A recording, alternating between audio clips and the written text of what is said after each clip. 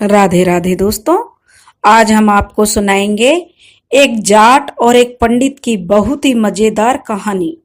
अगर आप हमारे चैनल पर नए हैं तो प्लीज हमारे चैनल को लाइक करें, सब्सक्राइब करें और शेयर करें। एक गांव था। उस गांव में एक पंडित अपनी पत्नी और अपने बच्चों के साथ रहता था। पंडित जी को जो है पूजा पाठ करके और नामकरण संस्कार, शादी विवाह, जो भी काम था उसका यही था। इन्हीं कामों को कराकर उसका गुजारा चलता था। एक बार काफी दिन हो गए, पंडित जी को कोई काम नहीं मिला। जब पंडित जी को कोई काम नहीं मिला तो उसके घर में भूखा मरने की नौबत आ गई। अब पंडितानी बड़े गुस्से में पंडित जी से कहने लगी कि कुछ तो काम करके लाओ, बहुत दिन हो गए हैं, कम से कम घर का चूल्हा तो जले। अब पंडित जी यह सोचकर काम की तलाश में बाहर निकल गए।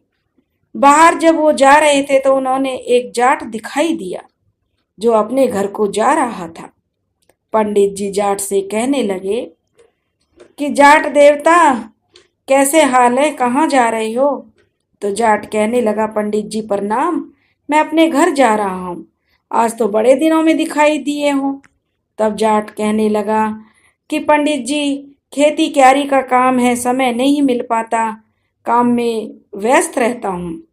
तब मौका देखकर पंडित जी बोले, आज तुम्हारे पिताजी मेरे सपने में आए थे, इसलिए मैंने सोचा कि चलो तुम्हें बता दूं, तुम मुझे मिल गए हो तो। जाट ने थोड़ी उत्सुकता से पूछा, क्या कह रहे थे पिताजी हमारे तुम्हारे सपने में आकर? क्या हालचाल पूछ रहे थे? कि पंडित जी कहने लगे, क्या बताऊं, तुम्हारा हालचाल पूछ रहे थे, कह रहे थे बच्चों ने मुझे भुला दिया है, जिसके कारण मैं बहुत दुखी हूं। जाट याद करके बोला, हाँ जी पंडित जी, ठीक ही कह रहे हो, मरने के बाद मैंने अपने पिता का श्राद्ध भी नहीं किया, शायद इसलिए मेरे पिताजी दुखी होंगे। तो पंडित जी कहने लगे, तो फिर कर डालो श्राद्ध, इसमें देर क्यों करते हो? कि तब जाट कहने लगा, ठीक कह रहे हो पंडित जी।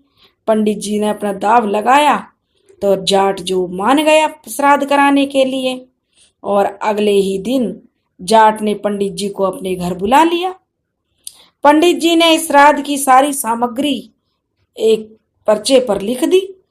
पंडित जी ने अपनी तरफ से भी काफी सारा माल, सोने चांदी, चांदी के बर्तन से लेकर खाने पीने का सारा सामान, इसके अलावा पिताजी को जो जो चीजें पसंद थी वे सभी जाट के एक पर्चे पर लिख कर दे दी। क्योंकि काफी दिनों के बाद यजमान हाथ में आया था पंडित जी को, और वैसे भी सही यजमान था, पैसे वाला था, तो जाट को क्यों जाने देते पंडित जी। जाट भी अपने पिता की श्राद्ध की तैयारी धूमधाम से करने में जुट गया और अपनी पत्नी जाटनी से कह दिया कि तरह तरह के पकवान बना लेना। अब तो जो है जो पंडित जी थे मन ही मन बड़े खुश हो रहे थे कि चलो अब तो जो माल उड़ाने को मिलेगा, कुछ तो माल मिलेगा, कुछ दिन तो आराम से बीत जाएंगे, और साथ में इतना सामान है। पंडित जी बड़े खुश हो रहे थे। अब अगले दिन पंडित जी जब श्राद्ध कराने के लिए आए तो जाट ने आसन बिछाकर पंडित जी को बैठा दिया। पंडित जी बैठ गए और उन्होंने दूसरा आसन डालकर जाट भी बैठ गया, और अब श्राद्ध शुरू करने की तैयारी होने लगी।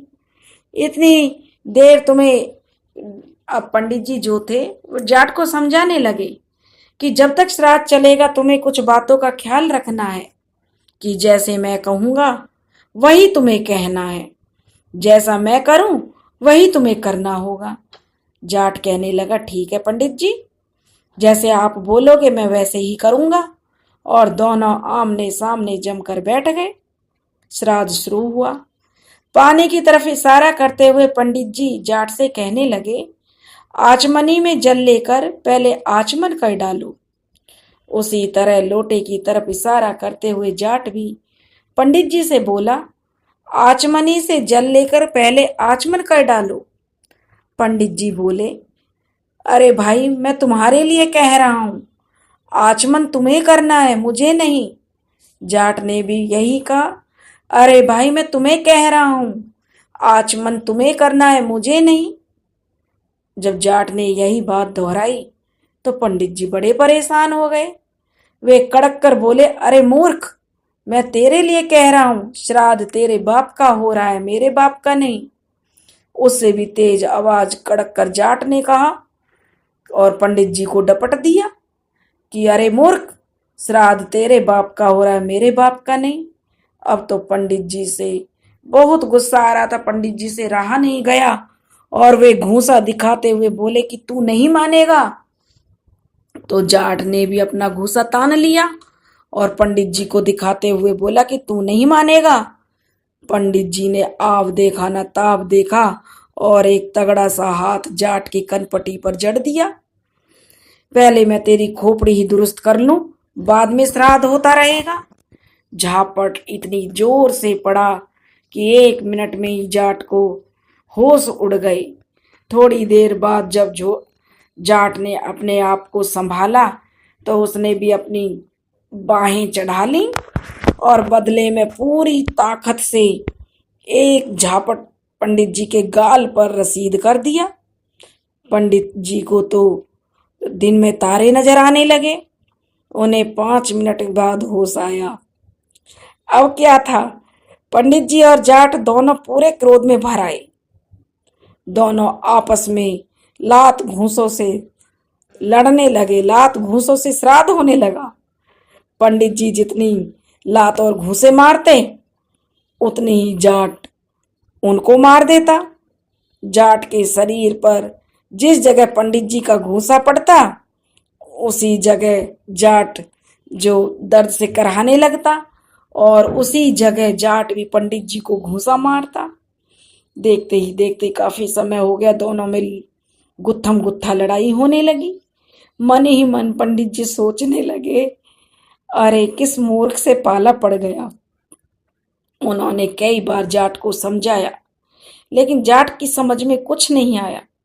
नतीजा यह निकला कि पंडित जी ने जब गुत्थम गुत्था होकर लड़ने लगे तो पंडित जी ने नीचे होते हुए कभी जाट नीचे तो कभी जाट ऊपर, कभी पंडित जी नीचे तो कभी पंडित जी ऊपर। आपस में बहुत देर तक लात घूसे उठा पटक का दौर चलता रहा।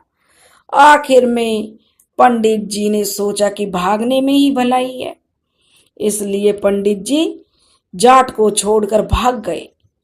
अब जाट बड़ा खुश था, बड़ा प्रसन्न था। प्रसन्न मुद्रा में अपनी जाटनी के पास लौटा। जगह जगह से कपड़े फट जाने के कारण जाटनी पूछने लगी अपने पति से कि पंडित जी के साथ श्राद्ध कर्म करते हुए ये सब क्या हुआ, पंडित जी कहाँ गए। तब जाटनी ने पूछा तो जाट कहने लगा, यह सब तो पंडित जी के साथ श्राद्ध कर्म करते हुए हुआ है। जाटनी ने पूछा, श्राद्ध तो अच्छी तरह से हो गया ना। जाट ने उत्तर दिया, बहुत अच्छा हुआ है, अच्छा ना होता तो मेरी यह हालत होती। पंडित जी ने कोई कसर नहीं रखी और मैंने भी पूरे जोर शोर से काम लिया।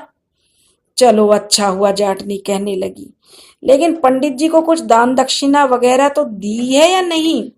जाटनी ने पूछा तो दक्षिणा, तो जाट कहने लगा, दक्षिणा तो कुछ नहीं दिया, हम लोग श्राद्ध में ही इतने मस्त हो गए थे कि पंडित जी को दक्षिणा और भोजन का तो ख्याल ही नहीं रहा। बेचारे पंडित जी बिना दक्षिणा के ही लौट गए। अब तुम ही एक काम करो, तुम्हें ही थोड़ा सा कष्ट करना पड़ेगा। एक बड़े से थाल में भोजन और साथ में दक्षिणा रखकर पंडित जी के घर पहुंचाया, वरना श्राद्ध का कोई फल हमें नहीं मिलेगा। यह सुनकर जाटनी खुश हुई। नहा धोकर उसने धुले कपड़े पहन लिए और एक बड़े से थाल में भोजन रखा और चल दी पंडित जी के घर दक्षिणा देने के लिए। उधर पंडिताइन प्रतीक्षा में बैठी हुई थी। जब पंडित जी श्राद्ध करने गए हैं तो लौटते समय बहुत सारी चीजें लाएंगे, बढ़िया बढ़िया पकवान लाएंगे, परंतु जब उन्होंने पंडित जी की हालत देखी तो उस पंडिताइन को बहुत क्रोध आया और सारी कहानी पंडित जी ने उन्हें बताई कि कैसे एक मूर्ख से आज पाला पड़ गया।